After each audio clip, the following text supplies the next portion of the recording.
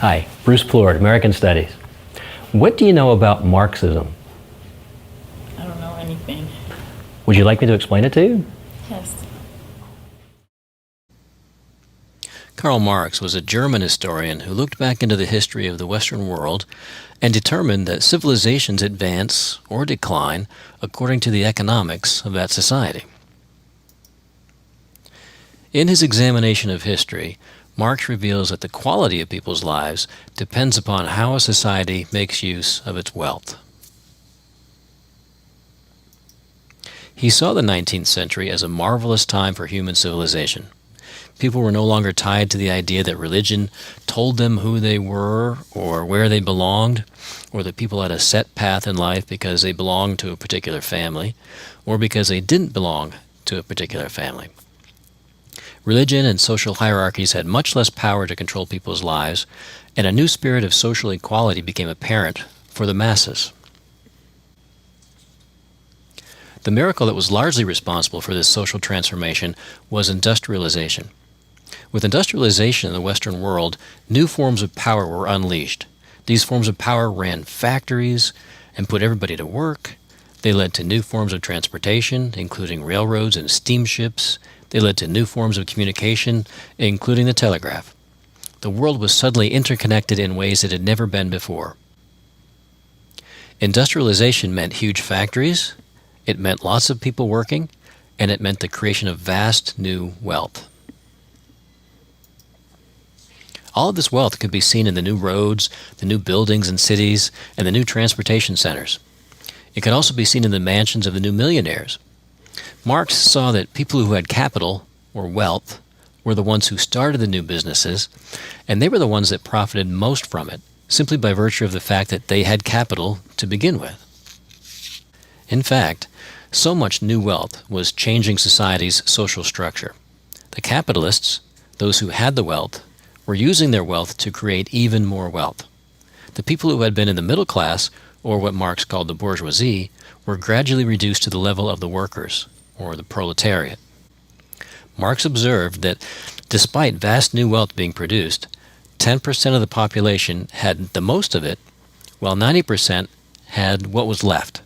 The 10% were the capitalists, and the 90% were the bourgeoisie who were becoming poorer year by year and slipping downward toward the level of the proletariat. What results is a society that is striated into classes that are defined by money. Because capitalism is not a moral philosophy, it doesn't care who takes advantage of opportunity and who suffers injustice.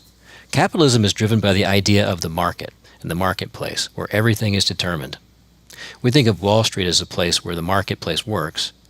Much of our economics are derived from the activity of such places where commodities are bought, sold, and exchanged.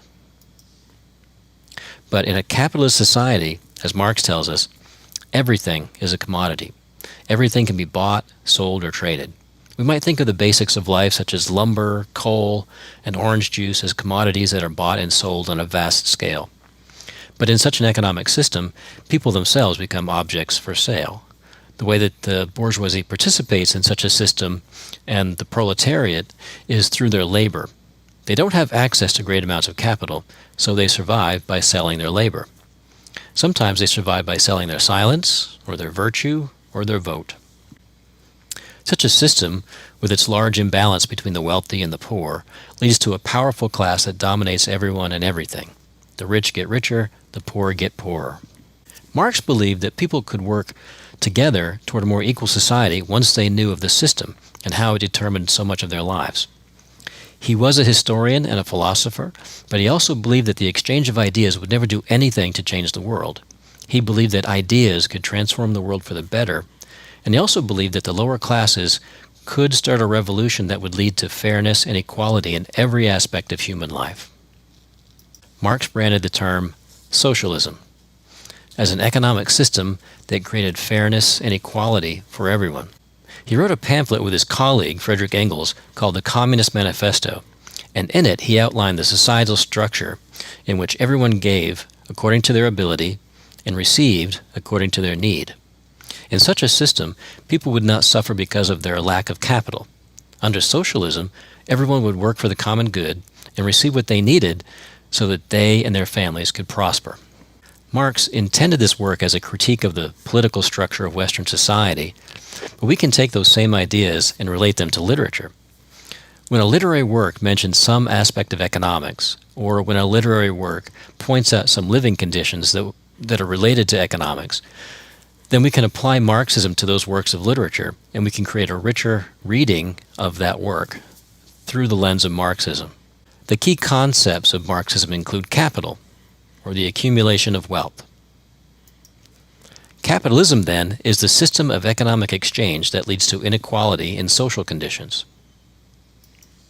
The market is the term used for the forum in which economic values are determined. Those values can be applied to stuff or commodities, or they can be applied to non-tangible things. A commodity is anything that can be bought, sold, or traded. People at the top of this chain are the capitalists, because they are the minority who hold the largest share of the world's wealth. People in the middle are the bourgeoisie, and they comprise the middle class. People at the lowest rung of the capitalist ladder are the proletariat, the workers.